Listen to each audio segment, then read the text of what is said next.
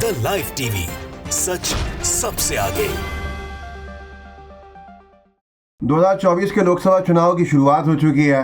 चुनाव अपने पूरे रंग में है और चुनाव का प्रचार प्रसार भी आप देख ही रहे हैं कि पहले जो फेजेस हैं इलेक्शंस के, जहां इलेक्शन के फेजेस जो पहले एरियाज हैं उनमें किस तरह से चरम सीमा पर पहुंचता जा रहा है। भारतीय जनता पार्टी की बौखलाहट 7वें आसमान पर है। राजस्थान में बीजेपी के नेताओं के जो बयान आए हैं, सीधे तौर के ऊपर बीजेपी की पूर्व सांसद अपने पार्टी के प्रत्याशी के समर्थन में जो रैली में बयान दे रही हैं, भाषण में जो बोल रही हैं, वो सीधे तौर पे धमकी है। और धमकी है नौकरियां छीनने की, कि नौकरी नहीं करने देंगे अगर बीजेपी को और मोदी जी को सरकार बनाने के लिए वोट नहीं दिया। आप खुद सुन के हैरान होंगे कि भारतीय जनता पार्टी के नेताओं की बौखलाहट इतनी है कि अब वो नौकरियां तक छीनने की बात करने लगे हैं अगर वोट ना मिले बीजेपी को। अश्विनी सोनी करके हैं, उन्होंने वीडियो डाला है और भी लोगों ने डाला है वीडियो, मैं दिखा देता हूँ आपको। सूरजगढ़ से ये पूर्व सांसद हैं संतोष अहलावत, स्कूल चलाती हैं और इनकी भाषा देखिए कि किसी भी तरह से स्कूल चलाने वालों की नहीं लग सकती। इन्होंने कहा है कर्मचारियों को धमकी दे रही है कि नरेंद्र मोदी को वोट नहीं देने वाले किसी आदमी को कोई अधिकार नहीं है कि सूरजगढ़ विधानसभा के किसी दफ्तर में बैठकर नौकरी करें। तो क्या अब ये धमकियां देकर वोट लेंगी, ये बड़ा सवाल है। चुनाव आयोग इस पर कितनी कार्रवाई करेगा, ये सवाल है। या आप खुद उसका जवाब जानते हैं, ये आप समझ सकते हैं। मैं इनका वीडियो दिखाता हूँ, जरा वीडियो देखिए। गरीब का खुला मन से न्योतो दे रहे के तो सील मिलो ना बिस्तर का कंडी रस्सी बांध दियो, 5 साल बंद दूंगी या कह दियो गांव में, चाहे काल मैंने कह रहे हो कोई कहीं मना बोला है, मैं फिर बोल रही हूँ, नरेंद्र मोदी को वोट नहीं देने वाले आदमी को कोई अधिकार नहीं है कि सूरजगढ़ विधानसभा के किसी दफ्तर में बैठकर नौकरी करे। थोड़ी भाषा में परेशानी आएगी समझने में जो दूसरे इलाकों के लोग हैं, लेकिन आखिरी में बहुत स्पष्ट है उनको कि कोई भी ऐसा नहीं चलेगा जो वोट ना दे तो उसका क्या हाल किया जाएगा। इलेक्शन कमीशन को लेकर अगर हम कहें कि वो कार्रवाई कर देंगे तो कितना दबाव है चुनाव आयोग पे, कितना दबाव है दूसरे संवैधानिक संस्थानों पे, वो हम सब जानते हैं। लेकिन भाजपाइयों का हाल देखिए क्या हुआ है कि बीजेपी के नेता ऐसी धमकियां दे रहे हैं। और ये जो धमकी देने वाली नेत्री हैं संतोष अहलावत जी सांसद रही हैं इसी लोकसभा क्षेत्र से, जितनी मेरी जानकारी है। और साथ में किसी ने बताया कि ये यहाँ से चुनाव भी लड़ी थी इस बार का और 37,000 वोटों से हारी हैं। विधानसभा का चुनाव, लोकसभा का नहीं, विधानसभा का चुनाव 37,000 वोटों से हारी हैं। तो आप सोच सकते हैं जनता से अदावत, जनता से बौखलाहट कितनी होगी, किस स्तर की होगी। यही हाल पूरे भाजपाइयों का है कि जनता वोट देने को तैयार नहीं है। जनता कई इलाकों से भगा रही है, धुतकार रही है, भागने को मजबूर कर रही है, क्योंकि मूल सवालों के जवाब नहीं है। एक दुष्प्रचार पे हज़ारों करोड़ रुपया लगाया है मोदी जी की एक इमेज बनाने के लिए, सच्चाई से जिसका दूर दूर तक कोई वास्ता ना हो। काम काज मोदी सरकार ने कुछ भी ना किया हो, लेकिन विज्ञापनों पे इतना पैसा खर्च किया है कि लोगों के दिमाग में बैठा दिया है कि हाँ मोदी मोदी मोदी की माला जापो। तो इसी सिलसिले में, अब इसी चक्कर में जितने भी बीजेपी के प्रत्याशियों से जनता सवाल पूछती है, शिकायतें करती है, तो वो जवाब में सिर्फ मोदी मोदी नाम की माला जापते हैं और उसी चक्कर में फिर भगाए जाते हैं, क्षेत्र से भागना पड़ रहा है। तो हालत इतनी खस्ता है, इसीलिए प्रधानमंत्री जी के भी बयान कई सारे ऐसे आ चुके हैं जो साफ तौर के ऊपर आचार संहिता का उल्लंघन दिखता है। लेकिन कार्रवाई कौन करेगा? चुनाव आयोग कार्रवाई करेगा, इस उम्मीद को अब जनता छोड़ चुकी है।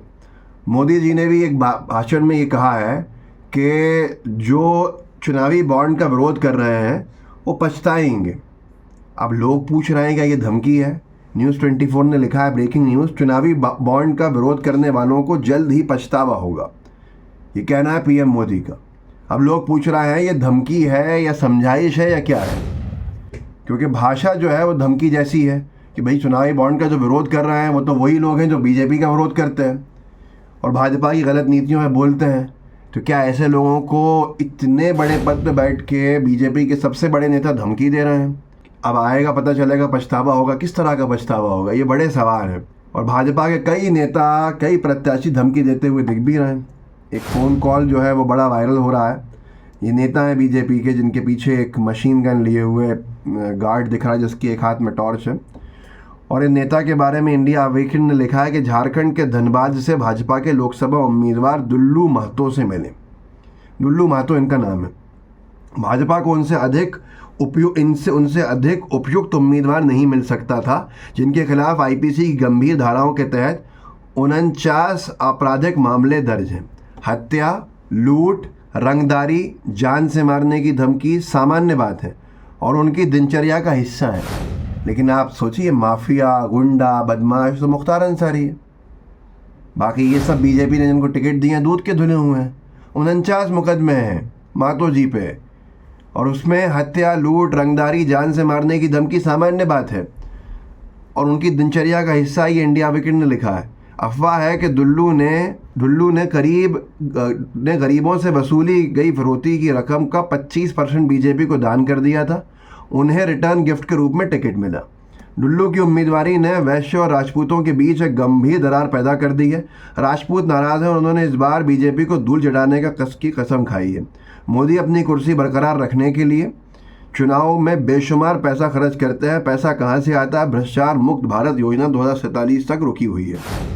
तो ये बड़ा विषय है।